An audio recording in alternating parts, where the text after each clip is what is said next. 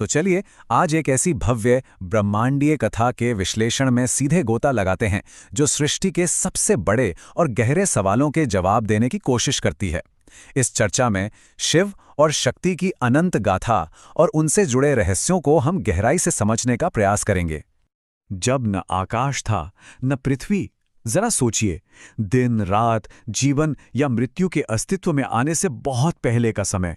हर ओर बस एक परम गहरी शांति थी, एक ऐसा अनंत शून्य जिसे परम ब्रह्म कहा गया है। दरअसल ये वही शून्यता है जहां से इस पूरे ब्रह्मांड की पहली हलचल पैदा हुई और यहीं से हमारी आज की इस कहानी का मंच तैयार हुआ। इस भव्य यात्रा को समझने के लिए हम 5 मुख्य पड़ावों से गुजरेंगे। पहला, अनंत शून्य और शिव। दूसरा, सती का प्रेम और बलिदान।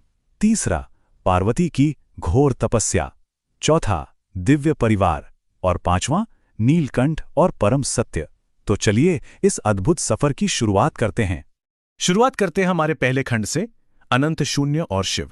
अब देखिए, उस मूल हलचल से ब्रह्मांडीय कर्तव्यों का बंटवारा हुआ और 3 प्रमुख शक्तियां सामने आई। सृष्टि की रचना के लिए ब्रह्मा, पालन के लिए विष्णु और परिवर्तन तथा संहार के लिए महेश यानी शिव। लेकिन यहां सबसे दिलचस्प बात यह है कि शिव, जो हमारी इस चर्चा के मुख्य केंद्र हैं, वो समय, जन्म और मृत्यु के नियमों से पूरी तरह परे रहकर काम करते हैं। वो इन सबसे एकदम मुक्त हैं। और शिव का स्वरूप, वो तो अपने आप में एक अद्भुत विरोधाभास है। जटाओं में बहती पवित्र गंगा, गले में लिपटा हुआ सर्प, पूरे शरीर पर भस्म, मस्तक पर चमकता हुआ चंद्रमा और हाथों में त्रिशूल और डमरू। सच कहूं तो ये उग्र रूप पहली नजर में थोड़ा डरावना लग सकता है, लेकिन कैलाश पर्वत पर गहरे ध्यान में लीन रहने वाले शिव का हृदय बहुत ही सरल और दयालु है और इसीलिए उन्हें इतने प्यार से भोलेनाथ भी कहा जाता है। अब बढ़ते हैं हमारे दूसरे खंड की तरफ, सती का प्रेम और बलिदान। इस पूरी गाथा का सबसे हृदय विदारक मोड़ सती का दुख है। अपनी घोर तपस्या से शिव का सच्चा प्रेम पाने वाली सती के पिता प्रजापति दक्ष इस विवाह के सख्त खिलाफ थे। उन्होंने एक विशाल यज्ञ का आयोजन किया और शिव का अपमान करने के लिए उन्हें जानबूझकर नहीं बुलाया। जब सती वहां पहुंची और अपने पति का ये तिरस्कार देखा तो उनका दर्द इन शब्दों में छलक पड़ा, जहां मेरे पति का अपमान हो वहां रहना मेरे लिए पाप है। और इसी गहरी पीड़ा में उन्होंने खुद को उस यज्ञ की अग्नि में भस्म कर लिया। इस भयानक शोक ने देखते ही देखते एक विनाशकारी क्रोध का रूप ले लिया। क्रोध में आकर शिव ने अपनी जटाओं से वीरभद्र को उत्पन्न किया, जिसने दक्ष के उस पूरे यज्ञ को पल भर में तहस नहस कर दिया। इसके बाद सती के निर्जीव शरीर को उठाकर शिव ने ऐसा प्रलयकारी तांडव किया कि पूरी सृष्टि कांप उठी। आखिर में ब्रह्मांड को बचाने के लिए भगवान विष्णु को अपना सुदर्शन चक्र चलाना पड़ा, जिससे सती के शरीर के अंग धरती पर अलग अलग जगहों पर गिरे और इस तरह आध्यात्मिक भूगोल को हमेशा के लिए बदलते हुए शक्ति पीठों की स्थापना हुई। अब हम आते हैं तीसरे खंड पर, पार्वती की कठोर तपस्या। सती के जाने के बाद ब्रह्मांड के सामने एक लगभग असंभव सी दुविधा खड़ी हो गई। तारकासुर नाम के एक असुर ने देवताओं में हाहाकार मचा रखा था। उसे ये वरदान मिला हुआ था कि उसका वध केवल और केवल शिव का पुत्र ही कर सकता है। लेकिन मुश्किल ये थी कि सती के वियोग के बाद शिव पूरी तरह से संसार त्याग चुके थे और गहन एकांत में ध्यानमग्न थे। अब सोचिए, ब्रह्मांड भारी खतरे में था और उसका इकलौता संभावित रक्षक गहरे शोक में डूबा हुआ था।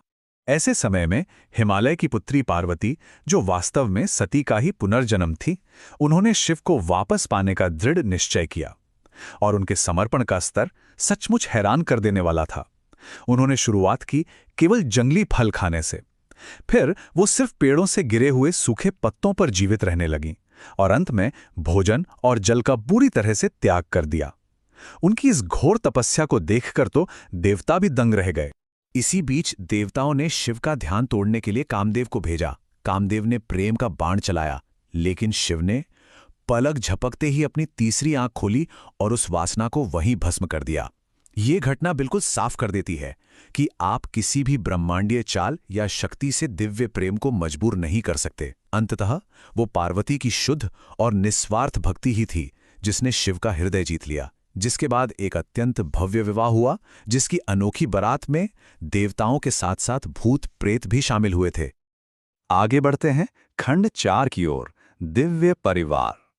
अब इस दिव्य परिवार के बनने के बाद जो हुआ वो गलतफहमियों और क्रोध का एक बहुत ही तेज घटनाक्रम था। पार्वती का उपटन से गणेश को बनाना, गणेश का शिव को अंदर जाने से रोकना, क्रोधित शिव का उस बालक का सिर काट देना, पार्वती की पूरी सृष्टि को नष्ट करने की भयंकर चेतावनी और अंततः एक हाथी का सिर लगाकर गणेश को फिर से जीवित करना और उन्हें सबसे पहले पूजे जाने का दिव्य वरदान देना।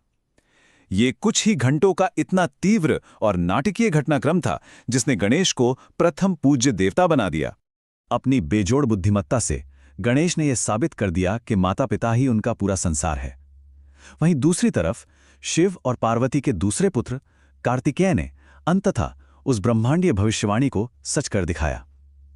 उन्होंने तारकासुर का वध किया और ब्रह्मांड को उसके आतंक से हमेशा के लिए मुक्त कर दिया। और अब हम इस विश्लेषण के अंतिम पड़ाव पर हैं। खंड 5, नीलकंठ और परम सत्य। नीलकंठ यानी नीले गले वाले। आपको याद होगा समुद्र मंथन के दौरान जब हलाहल नाम का घातक विष निकला था तो पूरी सृष्टि को बचाने के लिए शिव ने उसे पी लिया और अपने गले में ही रोक लिया। ये घटना उनके उस रूप को बखूबी दर्शाती है जहां वो ब्रह्मांड की सारी विषाक्तता, सारे जहर को सोखने वाले परम रक्षक बन जाते हैं जो अस्तित्व को खत्म होने से बचाते हैं। तो क्या शिव केवल अंत करने वाली कोई सरल सी शक्ति है? बिल्कुल नहीं। उनके रूप बहुत ही बहुआयामी और गहरे हैं। समय के स्वामी के रूप में वो महाकाल हैं, ब्रह्मांडीय नर्तक के रूप में नटराज और स्त्री पुरुष ऊर्जा के एकदम सटीक संतुलन को दर्शाते हुए अर्धनारीश्वर। शिव के ये अलग अलग रूप इस बात का पक्का सबूत है कि उनका अस्तित्व असल में कितना जटिल और कितना व्यापक है। अगर हम इस पूरी गाथा के परम सत्य की बात करें तो वो इन दो शब्दों के अंतर में छिपा है, विनाश और परिवर्तन। देखिए, विनाश का मतलब होता है सब कुछ पूरी तरह से खत्म हो जाना, जबकि परिवर्तन का अर्थ है पुरानी चीजों को हटाकर किसी नई चीज के जन्म के लिए रास्ता बनाना।